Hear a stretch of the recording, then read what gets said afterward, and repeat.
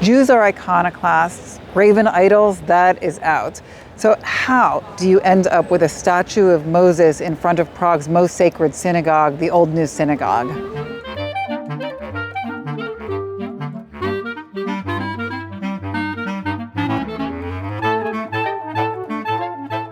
One answer to that question is that this statue wasn't created by a Jewish sculptor.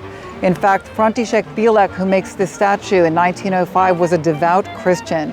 And one of the things that you can see right away is that he was also, like so many of the sculptors of his generation here in Prague, a passionate fan of Rodin, who was a rock star of avant-gardism in the early 20th century. I hope that you can see the thinker all over that. Bílek is absolutely not giving us Charlton Heston here. I mean, this is not the heroic, mighty lawgiver parting the Red Seas with lightning bolts coming out. Behold his mighty hand.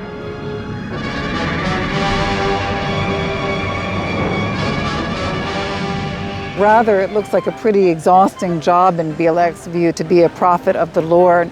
The statue is much more focused on Moses' role as God's scribe, given 40 days to take down the Torah. You actually can see the scroll behind me. It's a bit ironic because in that scroll, which has the Torah, which Moses just took down by dictation, is the Second Commandment, which says, "Thou shalt not make unto thee a graven idol."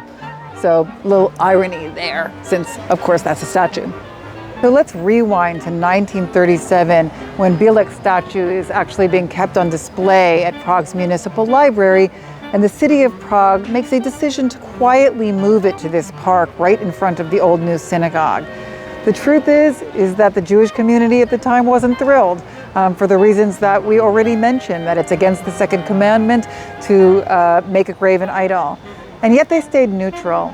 I sometimes think there was a kind of courage on the part of the city and the community to want to move this Old Testament prophet into this position of huge visibility at a moment when this community was obviously becoming very vulnerable and very threatened. It is only actually 2 years before the Nazi invasion of Prague in 1939.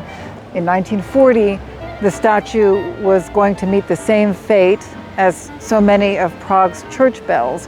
Its bronze was melted down for weaponry for the Nazi war effort. How did it get back here? Well, in 1946, it's a great fortune that people discovered that Bílek had actually kept casts up at his villa of this wonderful work of art. And this time, actually, the Jewish community at the time was quite enthusiastic in wanting the restoration. I think by then, the statue's presence here had really become a symbol of Prague's Jewish community's persistence and survival past the catastrophe of 20th century genocide.